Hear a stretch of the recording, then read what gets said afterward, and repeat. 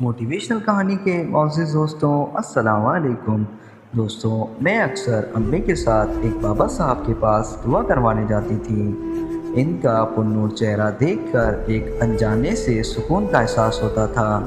بابا کی عمر اس وقت میرے والد سے زیادہ ہوگی، لیکن جو نور ان کے چہرے پر تھا وہ ٹھنڈی چھاؤں کے جیسا تھا۔ اس اطمینانیت سے میرے باپ کا چہرہ اکثر محروم تھا۔ وہ دال روٹی کے چکر میں پھنسے رہتے، رب سے شکوہ کرتے نظر آتے تھے۔ پہلے بابا کے پاس بہت کم لوگ آتے تھے، رفتہ رفتہ اس تعداد میں اضافہ ہوتا چلا گیا۔ بابا جی کی کرامت کا بھی چرچا پورے گاؤں میں ہونے لگا کہ ان کی دعاؤں میں اثر ہے۔ ان کی عبادت گزاری کی وجہ سے ان کا مسکن ایک چھوٹا سا کمرہ تھا جو کمیونٹی کی حدود میں بنا ہوا تھا۔ ان کی رہائش گاہ ہمارے گھر سے کچھ فاصلے پر تھی اور ہماری چھت سے صاف نظر آتی تھی۔ بابا کی کوٹری کو چھت کی منڈیڑ سے دیکھنا میرا محبوب مشغلہ تھا۔ کوٹری کے سامنے صحن اور پھر چاروں طرف کچے کا احاطہ بنا ہوا تھا، جہاں وہ ٹہلتے یا عبادت میں مصروف نظر آتے تھے۔ ان کو سجدے میں دیکھ کر مجھ کو سکون ملتا تھا۔ وقت گزرنے کے ساتھ ساتھ جب میں بشعور کی منزل طے کرنے لگی تو کئی سوالات میرے ذہن میں کھلبلانے لگے۔ اکثر سوچتی، آخر بابا جی کون ہیں، کہاں سے آئے ہیں، ان کا گھر کہاں ہوگا، ان کے عزیز رشتہ دار کہاں ہوں گے، اور یہ اکیلے یہاں کیوں رہتے ہیں؟ کیا ان کو سردیوں کی سرد راتوں سے ڈر نہیں لگتا؟ میرا معصوم ذہن ان کے سوالات کے جواب نہ ڈھونڈ پاتا۔ میں جاننا چاہتی تھی کہ آخر ایسی کیا مجبوری تھی جو بابا نے دنیا سے منہ موڑ کر اللہ سے لو لگا لی تھی۔ ایک دن میری اماں کو پتہ چلا کہ بابا جی کی طبیعت بہت خراب ہے۔ وہ مجھے لے کر فوراً وہاں گئیں۔ بابا واقعی بیمار بستر پہ تھے اور کوئی پرسانی حال نہ تھا۔ اماں گھر سے بابا کے لیے یخنی بنا کر لے گئی تھی۔ میں نے بابا جی کا سر دبایا، وہ بخار میں جل رہے تھے۔ میں نے ان سے کہا، بابا جی آپ مجھے اپنی بیٹی سمجھیں اور اماں آپ کی سگی بہن جیسی ہیں۔ جب کوئی تکلیف ہو آپ ہمیں بتا سکتے ہیں۔ بابا نے کہا، ہاں میری بچی، تم ٹھیک کہتی ہو۔ اللہ تعالیٰ نے تم کو خاص سوجھ بوجھ سے نوازا ہے، اسی لیے تم ایسی باتیں سوچتی ہو۔ میری تم کو نصیحت ہے کہ کبھی اپنے لیے نہیں سوچنا، دوسروں کی بھلائی کے لیے سوچنا۔ اللہ تم کو بھی روحانی طاقت عطا کرے گا۔ خوب پڑھائی پر توجہ دینا، ہر برائی سے دور رہنا اور تعلیم حاصل کرنا۔ تمہارے گھر سے غربت، دکھ اور مصیبتیں دور ہو جائیں گی۔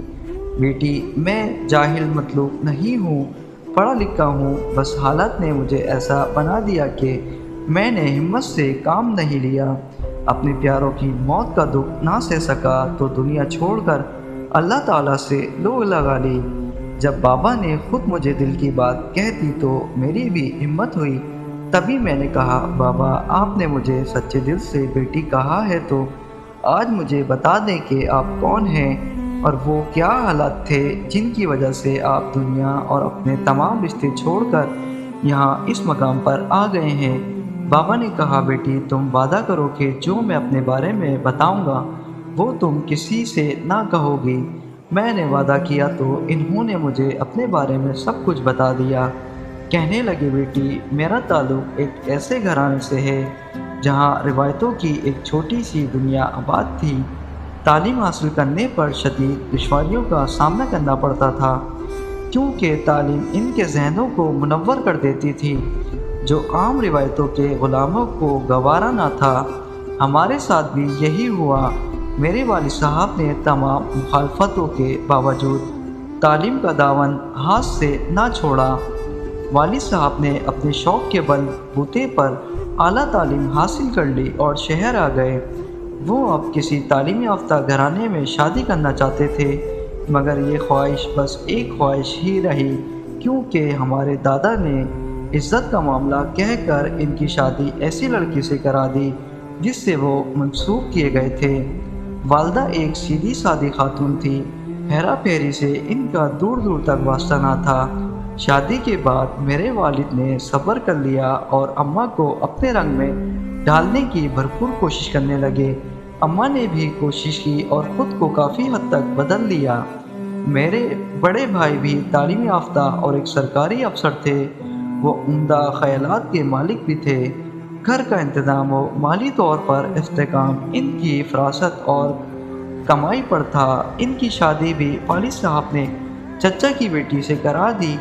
یہ لڑکی تعلیم یافتہ نہ تھی، مگر دادا کی خواہش پر بھائی منصور کو اس سے شادی کرنی پڑی۔ اب صورتحال یہ تھی کہ گھر کی عورتیں ان پڑھ تھیں مگر مرد تعلیم یافتہ تھے۔ بھابھی نے آتے ہی ہماری زندگی کو تھوڑا سا مشکل بنا دیا، مگر میرا بھائی صبر اور سکون سے حالات کا مقابلہ کر رہا تھا۔ وہ بیوی کو کچھ نہیں کہتے بلکہ سمجھاتے رہتے کہ تم صبر و تحمل سے رہنا سیکھو، چھوٹی چھوٹی باتوں پر پریشان ہونے یا کرنے کی کوئی ضرورت نہیں، جو بات ہے مجھ سے کہہ دیا کرو، میں خود تمہاری پریشانی دور کر دیا کروں گا۔ بھابھی پر ان کی باتوں کا اثر تھوڑا بہت ہوتا تھا۔ انہوں نے خود کو ہمارے گھر کے ماحول کے مطابق ڈھالنا شروع کر دیا تو ان کا رویہ ہم سے بہتر ہونے لگا۔ اب والد نے میری شادی کے بارے میں سوچا۔ اس وقت میں تعلیم حاصل کرنے میں لگا ہوا تھا۔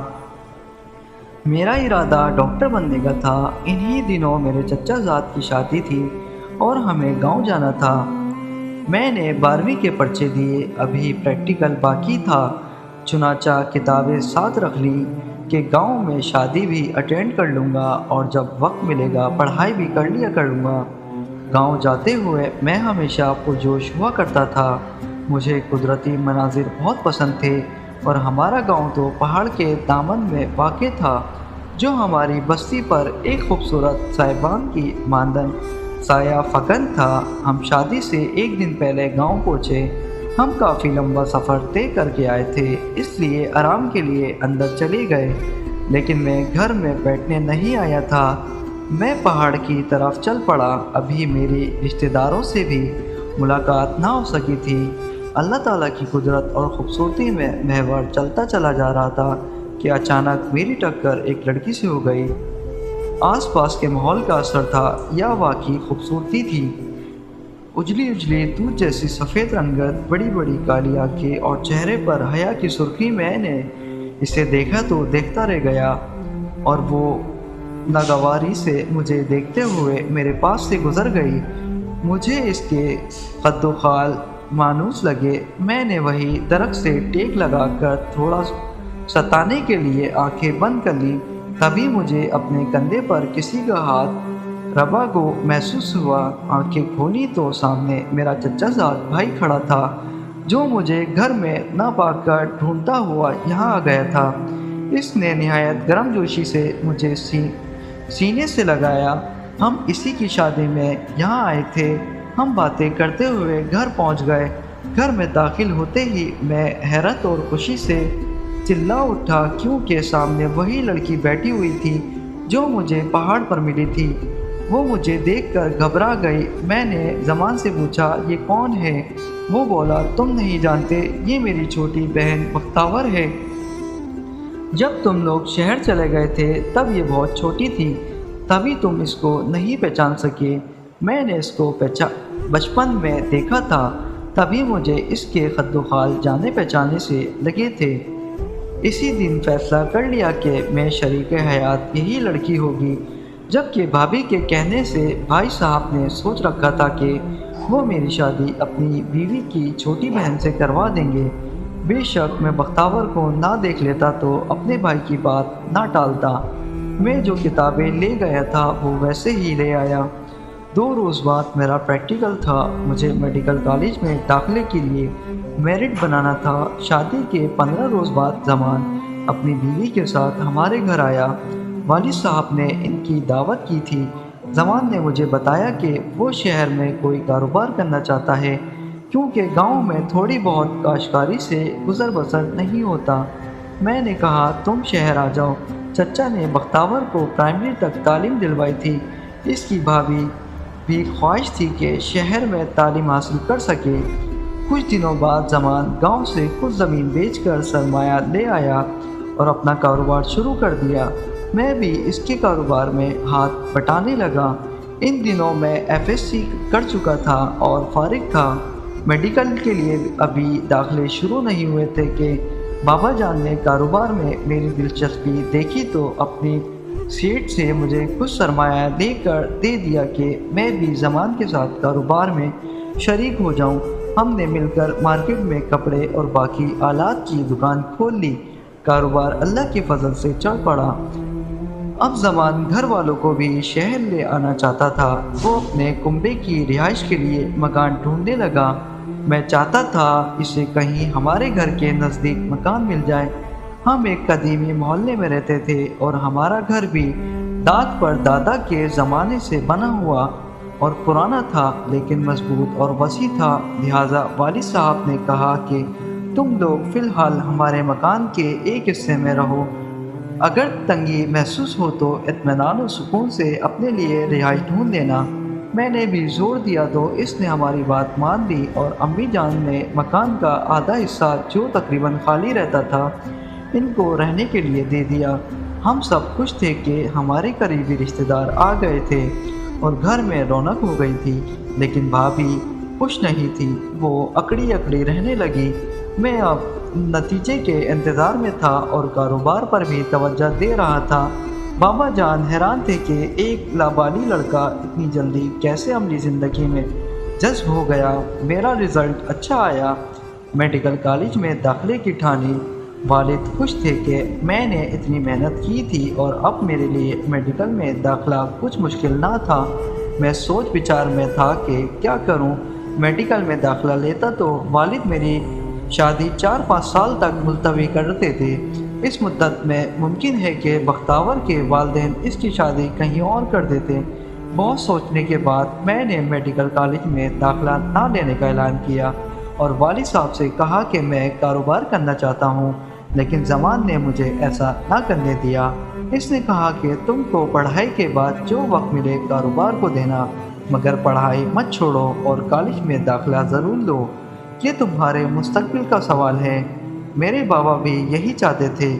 سو میں مایوس ہو گیا۔ سوچا اپنا مسئلہ کس کو بتاؤں۔ میں نے ہمت کر کے بھائی جان کو دل کی بات سے آگاہ کر دیا۔ انہوں نے مجھے ہمت دی، کہا رمیز خان، اس میں پریشان ہونے کی کوئی بات نہیں، میں ہر قدم پر تمہارا ساتھ دوں گا، میں تمہاری شادی بختاور سے کر دوں گا۔